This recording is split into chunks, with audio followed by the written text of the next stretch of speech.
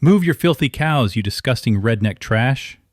Karen Bradshaw screamed this as her white BMW X5 barreled toward my pregnant heifers. She laid on the horn, a shrill city sound that had no place out here, a sound that sliced through the peaceful morning quiet like a rusty blade. It was the kind of noise that panics livestock, the kind of noise that could make a 1,000-pound animal break its own leg in a barbed wire fence. She thought because she drove a German SUV and ran the homeowners association for the new ticky-tacky subdivision next door, she owned my land. She was about to learn that in Texas, the deed is king, and my family's deed went back to 1940. I spent $52,000 on concrete just to watch her life fall apart.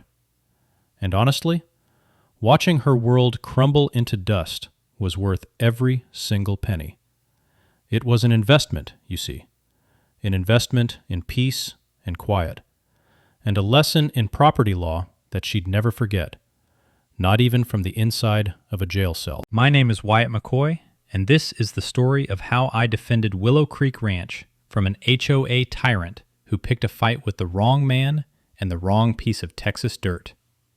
The story really starts not with a scream, but with a whisper, a rumor that floated over the fence line like thistledown in the wind. They were building again. On the far side of Henderson's old pasture, the one his kids sold off to a developer out of Austin the minute the old man was in the ground. We all knew it was coming. You can't stop a city from spreading like a stain, but you can damn sure try to keep it off your own boots. For years, my 50 acres had been buffered by other ranches, a patchwork of rolling hills and live oaks that had been in the same few families since the Great Depression. My granddaddy, Jedediah McCoy, bought our spread with cash he'd saved working oil fields, and he always said, "Land is the only thing they ain't making more of, Wyatt. You hold on to it like you hold on to your own soul." And I had. Willow Creek Ranch wasn't just a business. It was my inheritance, my history. The main house, built from stone cleared from these very fields, had seen 4 generations of McCoys born and raised. The creek that gave the ranch its name still babbled along the southern edge, its water giving life to the ancient willow trees my great-grandmother planted. My prize-winning Angus herd, the result of decades of careful breeding, was known throughout the county. Those bulls, some of them worth upwards of $15,000 apiece, weren't just livestock. They were living, breathing examples of my family's legacy. Life was hard, but it was simple, and it was good. It was quiet. Until the bulldozers arrived. First came the scraping of the earth. Then the skeletal frames of houses that looked too big for their tiny lots, all jammed together like crooked teeth. They called the subdivision Rancho Vista, a fancy Spanish name for a place with no ranch and no vista, unless you counted the view into your neighbor's bathroom window. And with the houses came the people, city folk mostly, who wanted the country lifestyle without the mud, the sweat, or the smell of manure. They were a different breed, and at the head of their pack was Karen Bradshaw. I first met her on a Saturday morning. I was out mending a stretch of fence along the dirt road that ran along the western edge of my property. It was my road. The deed and the county survey map were unequivocal about it. It was a private access road for Willow Creek Ranch, period. For 50 years, the Hendersons had a handshake agreement with my dad to use it to get to their back pasture, an agreement I'd honored. But the Hendersons were gone, and their land was now Rancho Vista. A silver Lexus SUV, not the Beamer she'd later favor, crunched to a stop in the gravel beside me. The window purred down, and a woman with impossibly blonde hair, sunglasses the size of dinner plates, and a tight, fake smile looked me up and down. She assessed my worn jeans, my sweat-stained hat, and the post-hole digger in my hands like she was inspecting a piece of rotten fruit. "Excuse me," she said, her voice dripping with condescension. "I'm Karen Bradshaw, the president of the Rancho Vista Homeowners Association." She said Homeowners Association, like she was announcing she was the Queen of England. "We're going to need you to get this road paved. The dust is just a nightmare for our residents' vehicles. We've established a committee to explore asphalt options." I pulled off my hat, wiped the sweat from my brow with my sleeve, and gave her a slow, deliberate look. I've found that a long silence can often say more than a quick answer. It gives you a moment to size someone up, and it makes them uncomfortable. She shifted in her leather seat. "Ma'am," I said, my voice calm and even, "this here is a private road. It belongs to my ranch." I gestured with my hat toward the no trespassing sign posted not 20 feet from her bumper. "I'm afraid I have no plans to pave it. I kind of like the dust. It keeps the traffic slow." Her smile tightened until it was just a line. "I think you'll find this is a community easement," she chirped, using a legal term she clearly didn't understand. "It's listed as a key amenity for our residents. Exclusive ranch access, the marketing materials call it. It provides a scenic route and a shortcut to the highway." I almost laughed. A shortcut she was selling. "Ma'am, with all due respect, whatever your marketing materials say is between you and the folks you sold houses to. This road is on my property. The survey is on file down at the county clerk's office if you'd care to look. Now, if you'll excuse me, I've got a fence to mend." I put my hat back on and turned back to my post hole. I expected her to argue, but instead, the Lexus just sat there for a long moment, the engine humming. Then, with a sigh of theatrical frustration, she gunned the engine and sped off, kicking up a plume of the very dust she was complaining about. That was our first dance. A polite warning, a tip of the hat. I thought maybe she'd be reasonable. I was wrong. That was just level 1 on the escalation ladder. A week later, I came out to find the heavy chain and padlock I kept on the main gate, the one that opened onto that dirt road, had been cut clean through with bolt cutters. The gate was wide open. I sighed, the frustration a familiar, bitter taste in my mouth. This was level 2. I replaced the lock with a bigger one and welded a steel plate over the chain links to protect them. I also mounted a new, larger sign right on the gate. "Private property. This is not a community road. Trespassers will be prosecuted. Willow Creek Ranch." I made the letters big and red. You couldn't miss it. That afternoon, I saw her. Karen Bradshaw, in her new white BMW X5, leading a little caravan of 2 other cars. Prospective buyers by the look of them. She wasn't even on the road. She'd driven her little tour group right into my west pasture, maybe 50 yards off the road, to show them the scenic views. My heifers, many of them pregnant and easily spooked, were nervously moving away from the strange vehicles. I got in my old Ford F-250, the one that smelled permanently of hay and dog, and drove out to meet them. I didn't speed. I just idled up, blocking their path back to the road. I got out, leaving the truck door open, and walked toward her window. She rolled it down, the fake smile back in place, but her eyes were hard. "What can I do for you?" she asked, as if she were the one who belonged here. "You're trespassing, Mrs. Bradshaw," I said, keeping my voice low and steady. "And you've brought guests. This is private land. You need to leave. Now." "Oh, don't be so dramatic," she scoffed, waving a dismissive hand.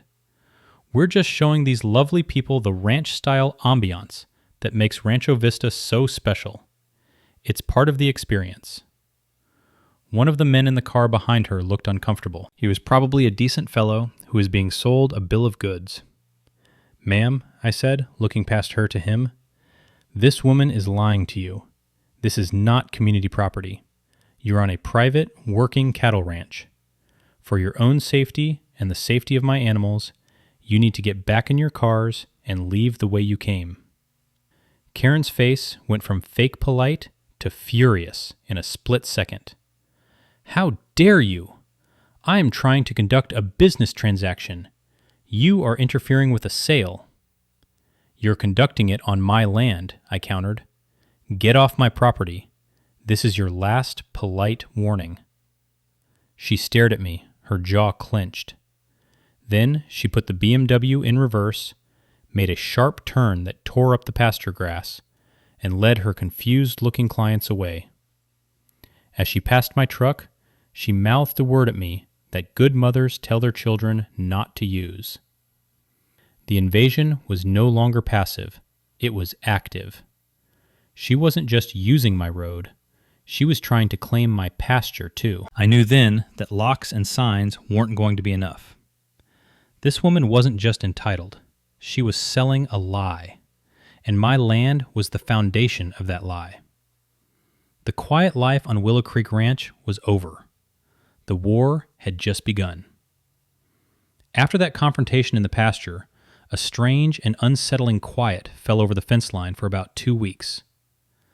I knew it wasn't the quiet of peace or understanding. It was the quiet of a predator gathering its strength, of a snake coiling before the strike. My wife Sarah felt it too. She'd come home from her job teaching second grade at the elementary school in town, and I'd see her looking out the kitchen window toward the cookie-cutter roofs of Rancho Vista, a small frown on her face. "Anything from the Queen Bee today?" she asked one evening, as she helped me clear the dinner table. "Not a peep," I said. "And that's what worries me. A woman like that doesn't just give up. She regroups. She finds a new angle of attack." Sarah was the steady hand in our marriage. Where I had a temper that could flare like a struck match, she had a quiet, unshakable strength.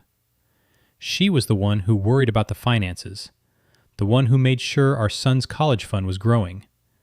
But she also had a core of pure steel. She'd grown up in ranch country too. She knew what was at stake. "Just be careful, Wyatt," she said, her hand resting on my arm. "People like her, they don't play by the same rules. They think rules are for other people." Her words proved prophetic. The attack, when it came, wasn't with a car or a set of bolt cutters. It was with a clipboard and a government seal. This was level 3, false reports to the authorities.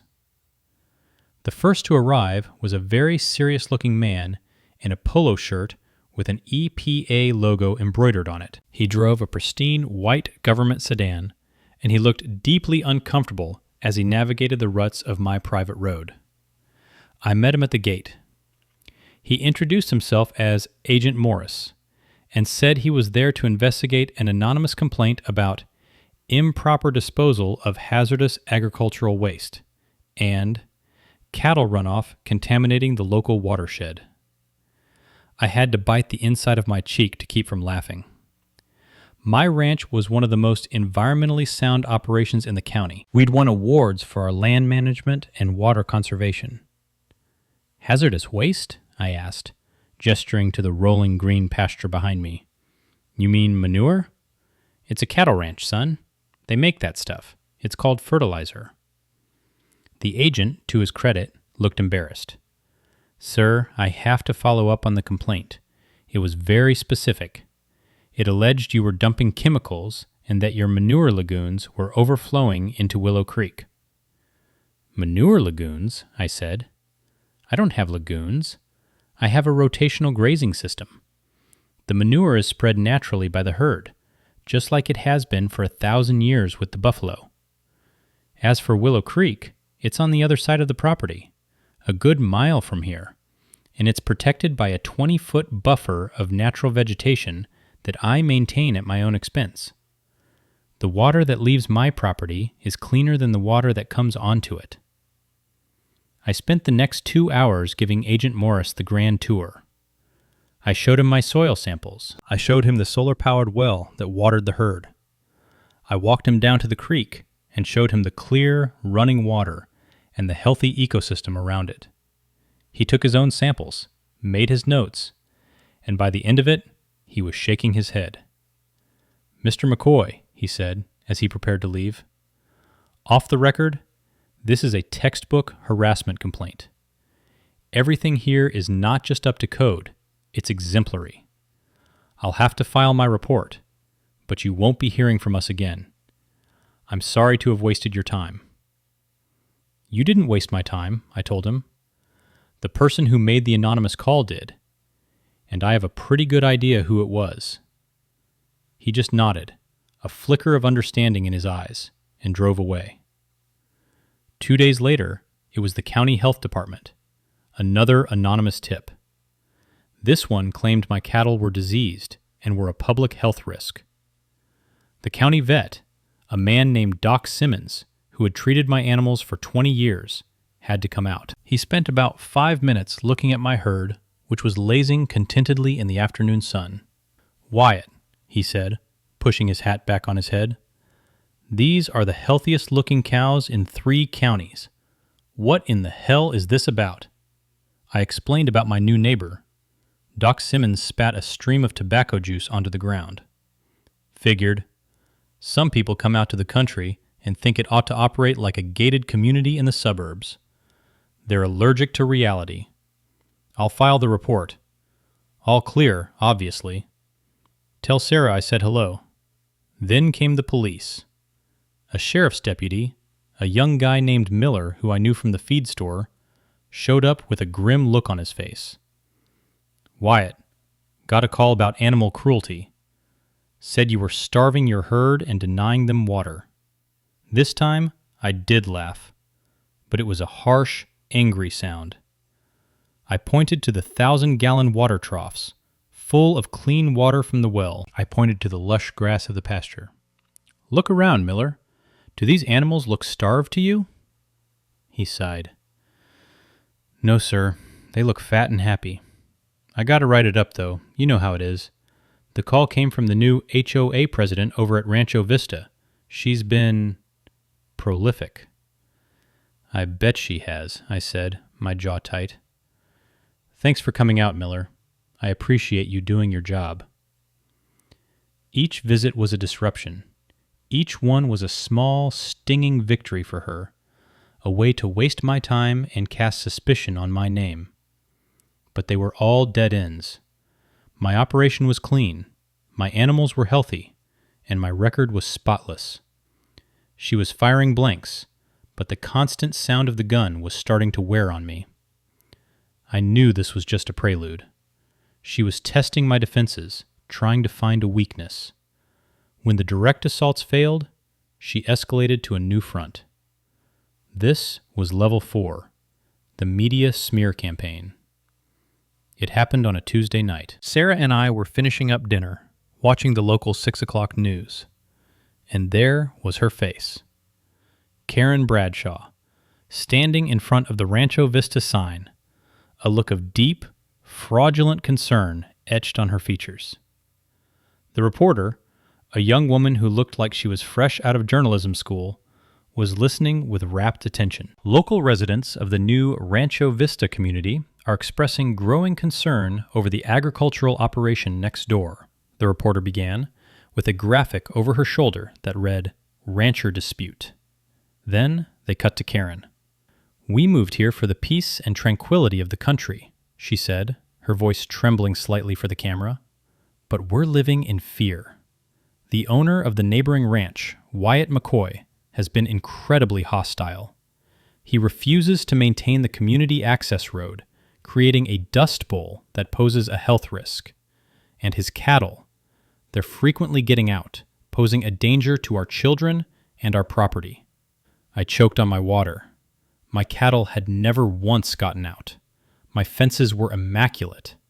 It was a bald-faced lie, broadcast to the entire county. "We've tried to be neighborly," she continued, dabbing at a dry eye with a tissue. "We've offered to help pave the road, to work with him. But he's blocked the gate, and he's been aggressive and threatening.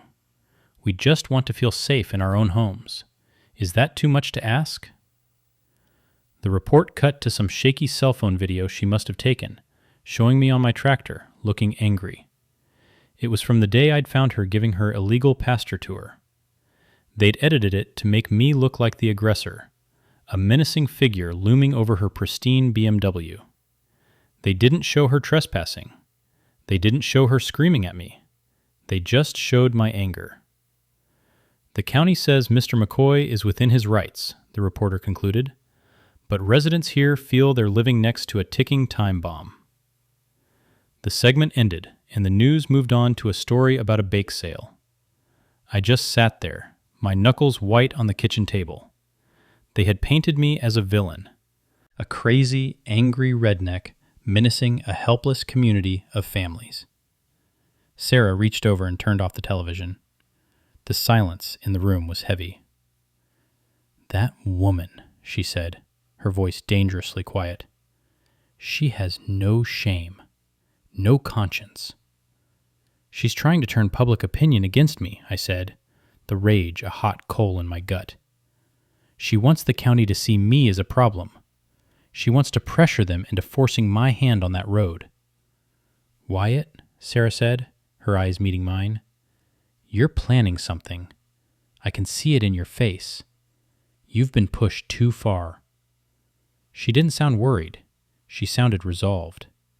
She paused, then said two words that sealed Karen Bradshaw's fate. "Good." That was it. The final push I needed. The polite warnings were over. The locks and signs were a joke. The official channels had been twisted against me. She had brought the war to my television screen, into my home. She had attacked my name, my reputation, my legacy. She had made it personal. Now, I was going to make it terminal. The paper war was about to escalate, but this time, I'd be the one firing the cannons. I just needed to find the ammunition. And I had a feeling it was buried in paperwork and public records. The day after the news report aired, the phone started ringing. Old friends from around the county, other ranchers, even my feed guy, all calling to say they saw the report and knew it was a load of bull. That helped. It reminded me that a reputation built over a lifetime isn't easily torn down by a 2-minute news segment. But it still stung. To have your name dragged through the mud on television is a unique kind of violation. It lit a fire under me that no amount of petty harassment ever could. My first stop was the county clerk's office. It's a dusty old building downtown, filled with the smell of old paper and decaying bookbinding glue. I'd been there before with my dad, but never on a mission like this. I was polite to the ladies behind the counter, most of whom I knew by name, and asked for the survey maps and deeds for my property and the adjacent parcel, the one that was now Rancho Vista, going back as far as they had them. I spent the better part of 2 days hunched over a massive table in the records room, poring over documents. I found the original 1940 deed for Willow Creek Ranch, my granddaddy's signature, bold and clear at the bottom. I traced the property lines on the old, hand-drawn survey maps. There it was, clear as day. The dirt road was designated as Private Drive, McCoy Parcel. There were no easements, no rights of way, no shared access mentioned anywhere. The Henderson parcel, the one sold to the developer, had its own separate access point on the other side, leading out to a different county road. They had only used my road because it was a shortcut, a convenience based on a handshake between neighbors, not a legal right. This was my foundation, the rock-solid truth. But it wasn't enough. Proving I was right wasn't the same as making her stop. I needed more. I needed to understand her motivation. Why was she so desperate? Why was she willing to lie, to commit fraud on television, just for this one dirt road? The answer, I suspected, was financial. This is where Eddie the mailman came in. Eddie had been delivering mail in this part of the county for 30 years. He knew everyone, saw everything, and had a memory like a steel trap. He was a good man, the kind who'd bring your packages up to the porch in the rain and always had a treat for your dog. He drove his route not in an official postal service truck, but in his own beat-up Subaru Outback, a testament to his seniority. He hated entitled people with a passion, and Karen Bradshaw had apparently made his list on her first day. I flagged him down a few days later as he was putting mail in my box. "Eddie, got a minute?" He killed the engine and leaned out the window, a grin on his weathered face. "Wyatt, saw you on the news. Looked like you were about to pop a gasket. Can't say I blame you. That woman's a piece of work." "That's what I wanted to ask you about," I said, leaning against his car door. "You see the mail going in and out of that new subdivision. What's the story with her? She seems desperate." Eddie's eyes twinkled. He loved a bit of local intelligence. He leaned over the fence, metaphorically speaking. "Desperate is the word, my friend," he whispered, even though we were the only two people for a quarter mile. "She's drowning. I see the letters. From law firms, collection agencies, the bank, all with those little windows showing the overdue amount. She went through a real nasty divorce right before she started this project. The ex-husband took her to the cleaners. She's leveraged up to her eyeballs on the loans for that development." My heart beat a little faster. This was it, the weakness. "But here's the kicker," Eddie continued, his voice dropping even lower. "She's not just the HOA president. She's the developer's lead sales agent. She gets a huge commission on every house she sells, and she's been selling them with a very specific, very expensive promise." He paused for dramatic effect. "She's promising them access," he whispered. "She's selling your road as a premium private amenity. It's in the sales contracts. I delivered a packet to one of the new homeowners by mistake. Saw the top page. Exclusive access via the scenic Willow Creek Ranch Road. She's selling something she doesn't own." That's when I knew I had her. It all clicked into place. Her desperation, her lies, the legal-sounding but empty threats. Her entire financial future was built on a fraudulent claim to my property. If she couldn't deliver that access, every one of those sales contracts could be voided. She wouldn't just lose her commissions. She could be sued for fraud by every single person who bought a house from her. She wasn't just fighting for a shortcut. She was fighting for her survival. And she had bet her entire house on a card I held in my hand. "Eddie," I said, a slow smile spreading across my face, "you're a good man." "Just delivering the mail," he said with a wink. He started his car and drove off, leaving me standing there by my mailbox, the dust settling around me. The plan began to form in my mind, cold and clear and hard as granite. She had built a house of cards on my land. I was about to send a hurricane. Just as I was formulating my grand plan, she made her next move. The final escalation before I brought down the hammer. A process server, a skinny kid in a cheap suit, found his way down my road and served me with a lawsuit. It was a frivolous, baseless suit, of course, filed by some slick Austin lawyer she must have paid with money she didn't have. It was for blocking public access and devaluing the properties of Rancho Vista residents. It demanded I remove my gate and pay damages. It was the stupidest thing I'd ever seen. But it was still a lawsuit. It required a response. It would cost me money in legal fees. It was a paper war, and she was trying to bleed me dry.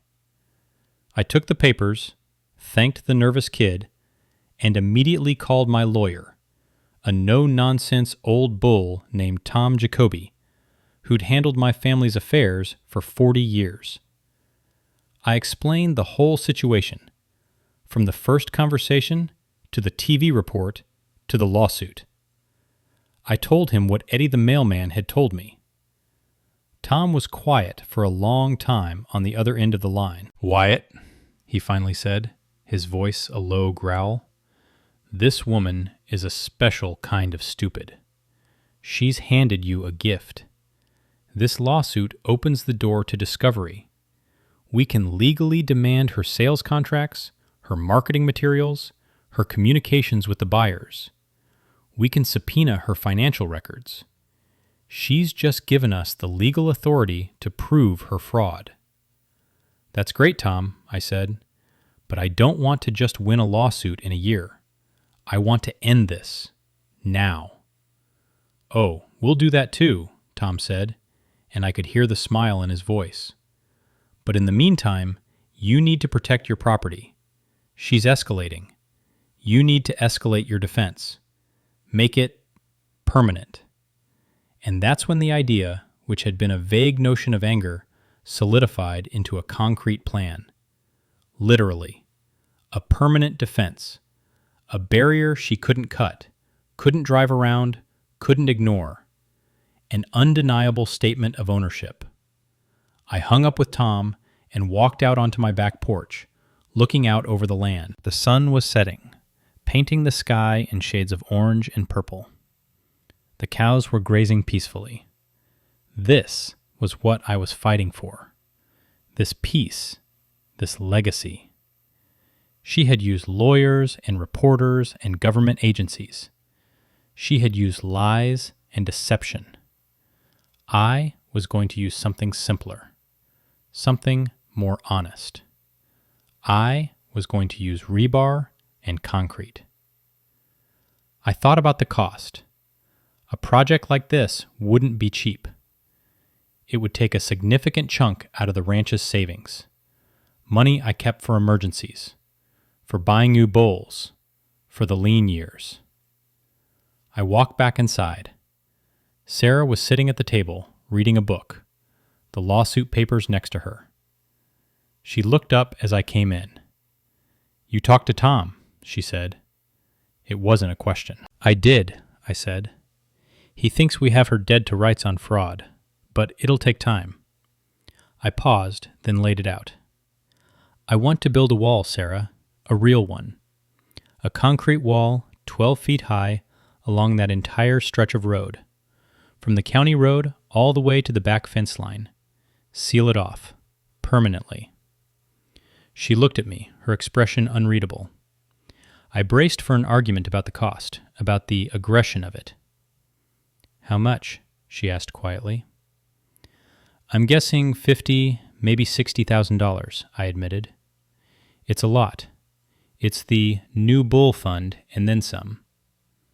She closed her book and folded her hands on top of it. She looked at the lawsuit, then back at me. Her eyes were clear and fierce. "Her lawsuit is asking for damages. Her lies on TV cost you your reputation. She's trying to bankrupt us with lawyers and take what's ours with fraud. What's the price of our peace, Wyatt? What's the price of making sure our son inherits this ranch and not a legal battle?" She stood up and came over to me, putting her hands on my shoulders. "Build your wall," she said. "Use the cattle fund. Use the college fund if you have to. We'll make it back. Some things are more important than money. You end this. For good." In that moment, my wife, the quiet schoolteacher, was the most formidable person I knew. With her blessing, the last piece of the puzzle fell into place. The war of paper and words was about to become a war of earth and steel, and I was going to enjoy every minute of it. Now, I just had to make one more phone call. The call to Big Mike. It was time to go on the offensive. This was it, the moment where the tide turned. I had the legal proof, I had the inside scoop on her financial desperation, and most importantly, I had the full-throated support of my wife. The decision was made. The money was allocated. It was time to build. This was my nuclear option. This was the wall. For anyone who has ever dealt with an entitled neighbor or a power-tripping HOA president who thinks the rules don't apply to them, you know there comes a point where talking is done. If you know what I mean, go ahead and smash that like button. It was time to speak a language Karen Bradshaw would understand. The language of an immovable object. And for more stories about holding your ground, make sure you subscribe to the channel.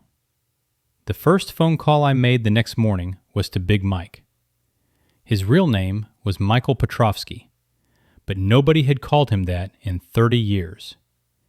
He was a giant of a man, with hands like cinder blocks, and a face that looked like it had been carved from a block of granite. He ran the biggest and best construction and excavation company in the county. More importantly, Big Mike had a deep and abiding hatred for entitled, transplanted city folk who tried to push regular people around. He'd built half the custom homes in the area, and he'd seen it all. "Wyatt McCoy," he boomed into the phone. "What can I do for you? Don't tell me one of your prize bulls knocked over a barn again." "Not this time, Mike," I said. "I need a wall. A big one." I explained the situation. I told him about Karen, the HOA, the fake easement, the lawsuit. I told him I wanted a 12-foot-high, steel-reinforced concrete wall running the full length of my western property line, sealing off that dirt road for good. I told him I wanted it built with an agricultural security barrier permit, a specific and legally ironclad designation that made it nearly impossible for an HOA or a civilian lawsuit to challenge. It was for livestock security and operational privacy. There was a long pause on the other end of the line. Then I heard a low chuckle. It grew into a full-blown belly laugh. "A spite wall," he roared. "A genuine, old-fashioned, Texas-sized spite wall. I love it. I haven't gotten to build a good one of those in years." "It's not a spite wall, Mike," I said, though I was smiling. "It's an agricultural security barrier." Right, he said, still chuckling. "And my backhoe is a soil relocation device." "Listen, Wyatt, for you and for this cause, I'll move some jobs around. When do you want to start?" "I want it done fast, Mike, but I also want the timing to be perfect. Her realty company is holding a big Rancho Vista open house event in 2 weeks, Saturday and Sunday. It's all over her social media. She'll be trying to sell the last few lots, promising them exclusive ranch access. I want the wall to be finished by Friday afternoon before that weekend." Mike let out a low whistle. "That's an aggressive timeline, but I like your style, kid. It's going to cost you a premium for the rush job. My guys will have to work overtime." "I figured as much," I said. "Send me the quote. I'll have a cashier's check for the full amount ready for you this afternoon. The money's coming from my cattle fund." "Consider it done," he said. "The concrete trucks will arrive at dawn on Monday. And Wyatt, don't you worry about a thing. Even a tank ain't getting through this wall when we're done with it." True to his word, the quote arrived an hour later. It was for $52,000. I didn't even blink. I drove to the bank, got the check, and hand-delivered it to Big Mike's office. We shook on it. His grip was like a vice. His eyes were gleaming. He was enjoying this as much as I was. The next 10 days were the calm before the storm. I went about my ranch work. I watched Karen Bradshaw's increasingly frantic posts on the community Facebook page about the upcoming open house. Come see why Rancho Vista is the premier destination for luxury country living. Exclusive amenities, breathtaking views. She was doubling down on her lie, trying to cash out before the whole thing collapsed. She was selling seats on a plane she knew was about to crash. Then, on Monday morning, just as the sun was starting to burn the mist off the pastures, the ground began to shake. A convoy of heavy machinery rumbled down the county road, a massive excavator on a flatbed, 2 dump trucks, and a crew of 6 of Big Mike's toughest-looking guys. They didn't even try to use my dirt road. They came in through my main entrance and staged everything in my west pasture, well inside my property line. The first thing they did was install a new gate. Not a flimsy chain link thing, but a 20-foot wide, solid steel gate set into 10-foot deep concrete footings. It was operated by a heavy-duty hydraulic system. Big Mike had thrown it in as a bonus. "Can't have a wall without a proper door," he'd said. Then the real work began. The excavator, with a massive trenching bucket, started digging. A 4-foot wide, 6-foot deep trench, running for over a quarter of a mile along the inside of my fence line. The sound of the diesel engine and the rhythmic clank of the bucket was music to my ears. It was the sound of progress. It was the sound of my problem being solved. It didn't take long for the queen bee to notice. Around 9 a.m., the white BMW X5 came screeching to a halt on the other side of the fence. Karen Bradshaw jumped out, her face a mask of horrified disbelief. She started screaming, but her voice was mostly lost in the noise of the machinery. "What are you doing? You can't do this! Stop! Stop this instant!" I was standing by my truck, drinking a cup of coffee, just watching. I gave her a little 2-finger wave from the brim of my hat. This just made her angrier. She started frantically making calls on her cell phone. About 30 minutes later, Deputy Miller's patrol car pulled up. He got out and walked over to her, then walked over to the fence line where I was standing. Big Mike had shut down the excavator as a courtesy. "Morning, Wyatt," Miller said, a weary look on his face. "Mrs. Bradshaw here seems to be under the impression you're building the Great Wall of China on her property." "Morning, Miller," I said, taking a sip of coffee. "As you can see, all work is being conducted well within my property line.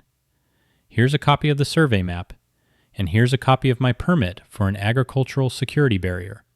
All perfectly legal." Miller took the papers and glanced at them. He walked over to one of the survey stakes that marked my property line, a good 5 feet on my side of the new trench. He looked at the paperwork again, then walked back over to Karen, who was practically vibrating with rage. "Ma'am," he said, his voice loud enough for me to hear, "he's on his own property. The permits are in order. There's nothing I can do. This is a civil matter." "A civil matter? He is destroying my business. He is cutting off access to my community," she shrieked. "Ma'am, according to this survey, there is no legal access through this property," Miller said, his patience clearly wearing thin. "I suggest you contact your lawyer. Now, I have actual police work to do." He tipped his hat to me, got back in his car, and drove away. Karen stood there, speechless for a moment, her mouth opening and closing like a fish. Then she let out a scream of pure, undiluted fury. It was a beautiful sound. The concrete trucks arrived at dawn on Tuesday, a whole fleet of them, lined up one after the other. The crew had already laid in a latticework of thick steel rebar. The pouring began.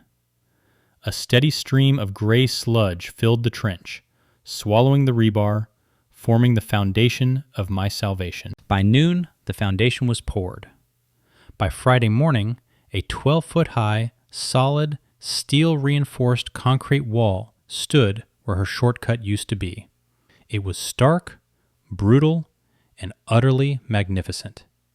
She screamed until she was purple. The final touch came on Friday afternoon. The crew painted the entire length of the wall a neutral beige color on my side to blend in with the landscape. On her side, the side facing Rancho Vista, they left it as raw, gray, intimidating concrete, a monument to her failure. I was out there with Big Mike, admiring the finished product, when she made her final, desperate move. Her open house was scheduled to start the next morning. She must have known she was finished if she couldn't get through. She came flying down the dirt road in her BMW, not toward the old gate, but toward my new, solid steel one, which was closed. I saw the insane, desperate look in her eyes. She wasn't going to stop. "Mike," I said calmly, "I think your gate is about to get its first stress test." She floored it. The BMW, her symbol of status and superiority, slammed into the solid steel gate at probably 40 miles an hour. It wasn't a contest. The gate didn't even shudder. The BMW, however, crumpled like a tin can. The hood buckled, the engine block was probably pushed back into the dashboard, and steam hissed from the shattered radiator. Both airbags deployed, punching her in the face. There was a moment of silence, broken only by the ticking of the cooling engine and the faint hiss of steam. Then, the driver's side door was shoved open, and Karen Bradshaw stumbled out, dazed, a trickle of blood coming from her nose where the airbag had hit her. She looked at her ruined car, then at the impassive wall, and then at me. The look on her face was no longer just anger. It was the raw, terrifying look of complete and utter defeat. The physical barrier was sealed. Her escape route was gone. Her lies had hit a literal concrete wall. The trap was set. Now, all that was left was to spring it. The open house was tomorrow. And I had a few phone calls to make. The sight of her white BMW crumpled against my unyielding steel gate was one of the most satisfying things I had ever seen. It was a perfect metaphor for the entire conflict. Her flimsy, manufactured sense of entitlement crashing against the hard, unmovable reality of my property rights. Big Mike let out a low whistle. "Well, damn," he said, spitting a stream of tobacco. "That's one way to avoid a warranty. You want me to call a tow truck for her?" "No," I said, a cold smile on my face. "Let her. Let everyone who comes to her little open house tomorrow see it. Let it be the centerpiece of her failure." Karen, staggering slightly, was on her phone again, screaming at who I assumed was her insurance company or maybe the police. Deputy Miller showed up again, looking like he had won the lottery for the world's worst beat. He took one look at the scene, the wrecked luxury SUV, the pristine gate, and me leaning against a fence post sipping a bottle of water, and just sighed. He took her statement, which I'm sure was a wild fantasy of me somehow luring her into the gate. He took my statement, which was simply, "She drove her car into my gate." He looked at the tire tracks that showed no sign of braking. He issued her a citation for reckless driving and destruction of property. My gate had a scratch on it, which Big Mike buffed out in 5 minutes. Finally, a tow truck arrived and hauled the pathetic, mangled remains of the BMW away. The entire time, Karen shot daggers at me with her eyes, her face swollen and red from the airbag in pure rage. That night, I didn't sleep much. Not from worry, but from anticipation. I went over the plan with Sarah. I had made copies of everything. The 1940 deed, the county survey map clearly marking the road as private, the permit for my agricultural security barrier, the police report from her accident, and a printout of the complaint from the frivolous lawsuit she had filed against me. I also had my lawyer, Tom Jacoby, draft a concise, one-page summary of Karen Bradshaw's fraudulent sales practices, citing the specific clauses she was putting in her contracts. The final piece of the puzzle was the guest list. I had spent the afternoon calling every single person I knew who had bought a house in Rancho Vista. Some I knew from town, others I had to get their numbers from friends of friends. I introduced myself, apologized for the cold call, and said, "I know you're a resident of Rancho Vista. I have some information that is critical to the value of your property and your legal rights. It concerns the promises made by your sales agent, Karen Bradshaw. I will be presenting this information at the town hall meeting tomorrow at 2 p.m. I strongly suggest you be there." Most were confused, but intrigued. The ones who had seen the news report were warier, but I kept my tone calm and professional. I wasn't a crazy redneck. I was a concerned property owner. I also made a call to the young reporter from the local news station. I told her the same thing. You ran a story about a rancher dispute. Tomorrow, at the town hall, I'll be providing the other side of that story, with documented proof of real estate fraud. You might want to have a camera there. The town hall meeting wasn't an official scheduled event. It was a community room you could rent. I had booked it for Saturday afternoon under the guise of a community agricultural discussion. The timing was perfect. Her open house was from 10 a.m. to 4 p.m. People could tour the properties, listen to her lies, and then come directly to my meeting to hear the truth. Saturday arrived, bright and sunny, a perfect day for a reckoning. From my porch, I could see the colorful flags and open house signs she had plastered all over the entrance to Rancho Vista. I saw a steady stream of cars going in. Good. Let her fill the room with victims. At 1:30 p.m., Sarah and I drove into town. I was wearing my good boots, clean jeans, and a starched button-down shirt. I looked like a respectable businessman, not the wild-eyed maniac from her news report. We walked into the town hall community room. It was already half full. I saw the faces of the Rancho Vista homeowners, a mix of curiosity and suspicion. I saw the news reporter and her cameraman setting up in the back. And then, at 1:55 p.m., Karen Bradshaw walked in, flanked by 2 other sales agents. She had a massive bruise on her cheek from the airbag, which she'd tried to cover with makeup. When she saw me at the podium in the room full of her clients, her face went pale. She had clearly expected an empty room, a failed meeting she could mock. She hadn't expected me to invite her entire customer base. She tried to recover, putting on her dazzling fake smile. "Well, well," she said, her voice overly loud. "Look what the cat dragged in. Folks, I apologize for this interruption. Mr. McCoy here has a little grudge against progress, but don't let him bother you. The real party is back at Rancho Vista." I didn't say a word. I just waited until the clock on the wall hit 2 p.m. Then I tapped the microphone. "Good afternoon," I began, my voice calm and filling the quiet room. "Thank you all for coming. My name is Wyatt McCoy, and I am the owner of Willow Creek Ranch, which borders the Rancho Vista development. I know what you've been told about me. You've been told I'm a hostile neighbor, a redneck who stands in the way of your community's amenities.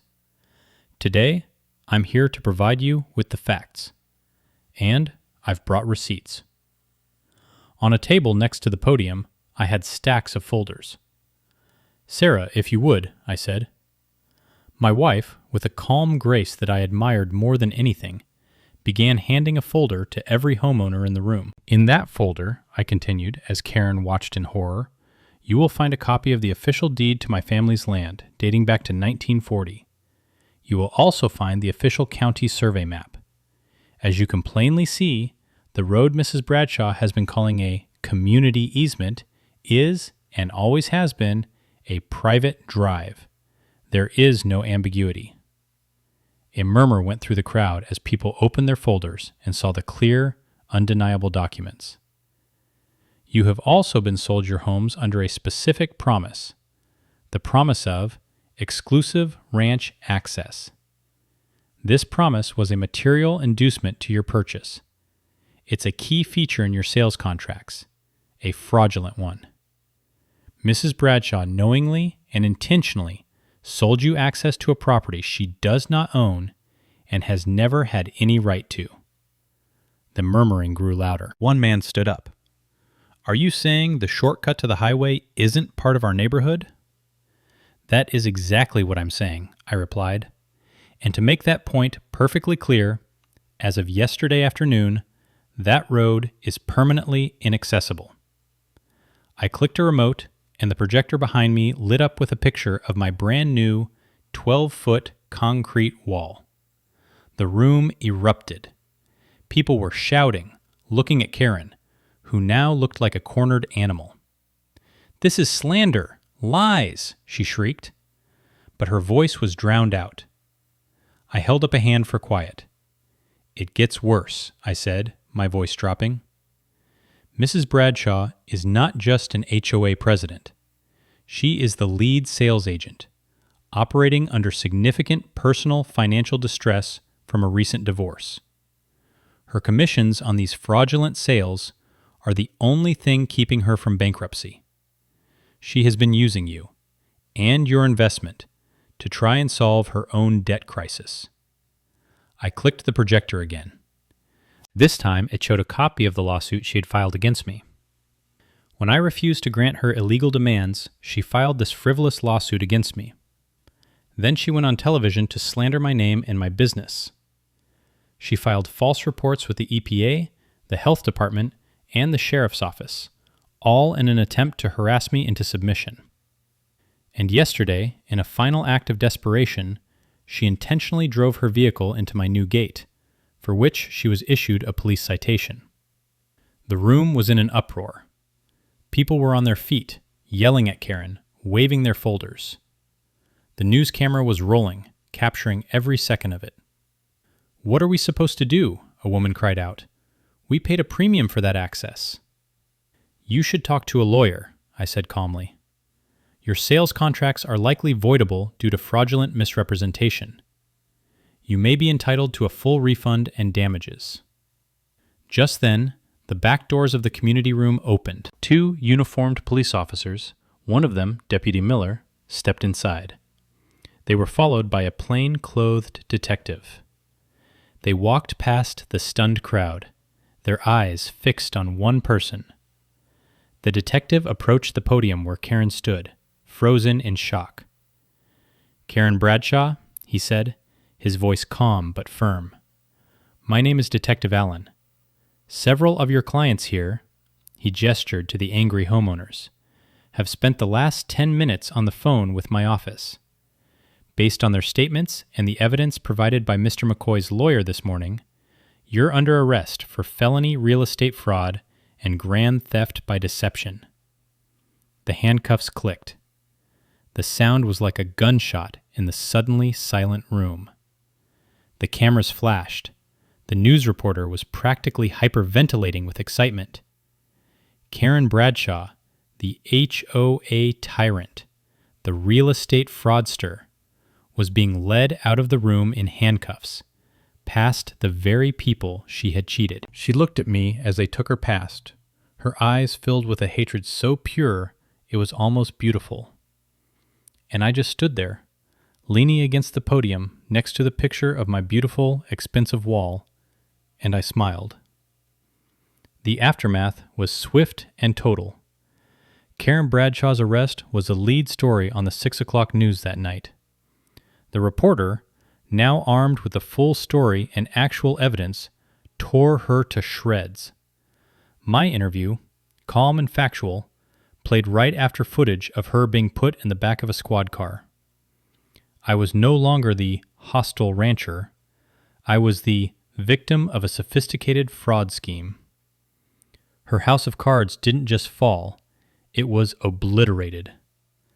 Faced with a mountain of evidence and testimony from over a dozen homeowners, she took a plea deal.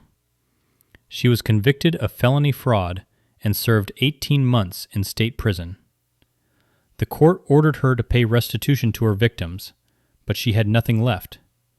She had declared bankruptcy from jail. Her precious Rancho Vista Development Company went under, and the remaining lots were sold off in a foreclosure auction for pennies on the dollar. Most of the homeowners she'd scammed did, in fact, sue the developer and won. Their property values had plummeted without the premium amenity she'd promised, and the courts agreed they'd been sold a lie. A few of them, the ones who had been decent from the start, came by to apologize for the misunderstanding. I accepted. They were victims too.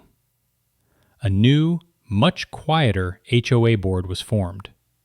They sent me a letter formally acknowledging that the road was my private property and thanking me for exposing the fraud. Life at Willow Creek Ranch returned to a quiet I hadn't realized I'd missed so much. The only sound on the west side of my property now was the wind whistling softly against the solid face of my 12-foot concrete wall. It stood there, a silent monument to the fact that in Texas, a person's land is their kingdom. My Angus herd grew, fat and undisturbed. My prize bulls continued to win awards.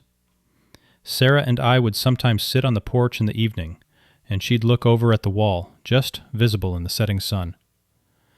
"Best $52,000 we ever spent," she'd say. And she was right. It wasn't just a wall. It was a declaration. It was peace of mind, bought and paid for with concrete and rebar. It was the price of silence. They say good fences make good neighbors. That might be true for reasonable people. But sometimes, when you're dealing with an entitled, fraudulent nightmare like Karen Bradshaw, a simple fence isn't enough.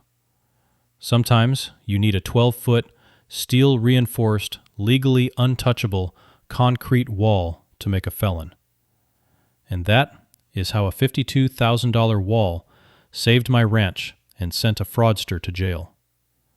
If you love seeing entitled nightmares get a dose of concrete justice, go ahead and smash that like button. It lets me know you appreciate a story where the good guy and his property rights win in the end. Be sure to subscribe for more stories from the ranch, because out here, you never know what kind of trouble is going to come rolling down the road. Have you ever had a neighbor from hell, or a run-in with a power-mad HOA? Tell me all about it in the comments below. I've got time to read them now. I've got all the peace and quiet in the world.